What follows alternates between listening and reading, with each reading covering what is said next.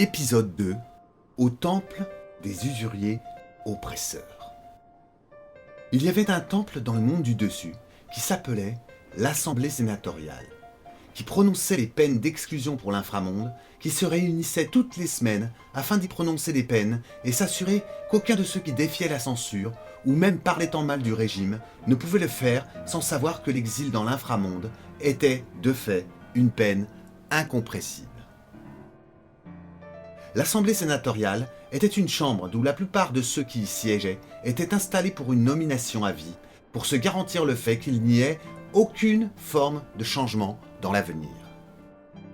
La plupart de ceux qui y siégeaient bénéficiaient d'une rente à vie sur le travail des petites gens, mais aussi de taxes permettant de financer une police de la pensée dont le travail consistait à s'informer, dénoncer et capturer les libres penseurs, afin que ceux-ci n'échappent à la mise à l'écart du monde du dessus.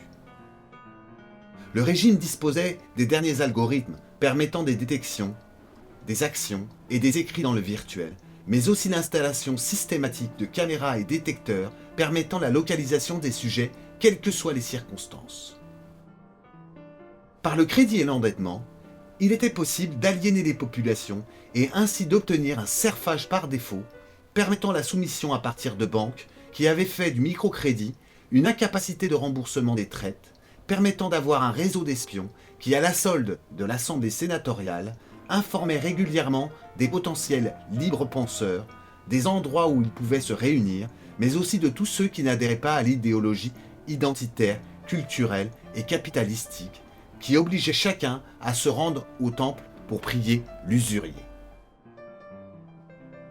Depuis des décades à présent, un véritable système huilé fonctionnait sans que rien ne puisse permettre la moindre rébellion ou contestation, sauf à prendre le risque d'être exilé dans l'inframonde.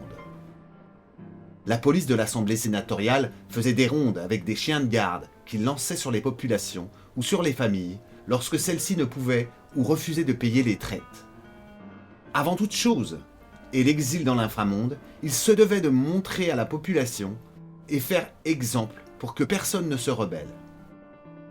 Ils utilisaient leurs matraques pour produire des sévices sur ceux récalcitrants qui ne se laissaient pas faire. Cette police servait le pouvoir avec zèle, bénéficiant des avantages et touchant des primes lors de la capture de certains recherchés pour sédition au pouvoir, ce qui les amenait à être d'autant plus féroces et inhumains. Les sénateurs avaient, eux, construit un système juridique leur permettant l'exploitation totale des populations, disposant d'un pouvoir qui ne s'était jamais vu auparavant. Le média, étant le bras armé, diffusait un semblant de démocratie, étant possédé par des milliardaires qui fonctionnaient main dans la main avec l'Assemblée sénatoriale.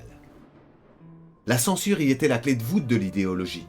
et chacun se retrouvait chaque semaine pour améliorer le système et se garantir l'accaparement des ressources de la planète.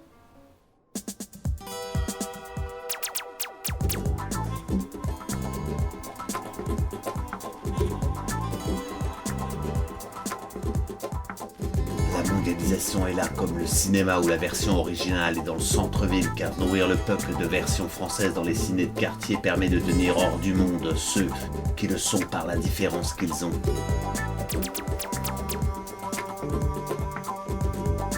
Ainsi par la suite se protégeant de la mondialisation par le statut, mais livre les autres à la concurrence déloyale du moins-disant social, pour expliquer, comme le clown de système, qu'au lieu de ne pas travailler, tu peux te contenter de le faire à 70 heures par semaine, car pour tout dire, la prochaine étape dans l'ubérisation est de te faire croire que les faux taf, des faf, qu'ils se donnent serait un justificatif de capacité pendant qu'ils te vendent au plus offrant dans un monde qu'ils t'ont fagoté pour que tu ne puisses prendre conscience de l'inégalité partagée.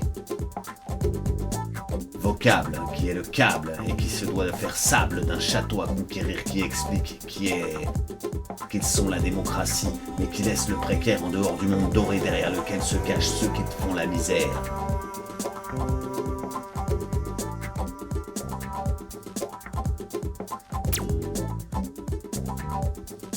En communauté, ils vivent et expliquent que ce sont ceux qui ne choisissent pas leur destin qui sont communautaires et dont la matraque et les contrôles de police donnent l'éducation dans les quartiers laissés et abandonnés aux radicaux et aux désœuvrés.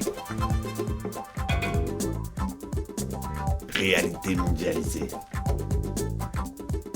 Celui qui te parle de démocratie et qui fait profession de mandat t'explique qu'il te faut un casier judiciaire, où dans sa fonction il paie femmes et enfants dans un népotisme à coups d'abus de biens sociaux, de corruption et de lois qui ne s'appliquent pas pour eux.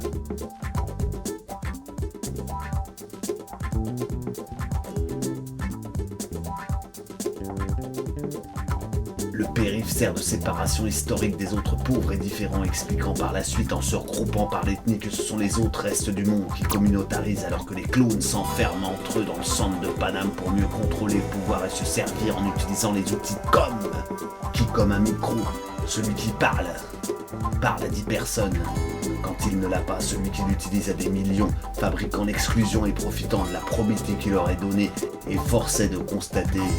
que tout cela est du vent. Vocable, qui est le câble.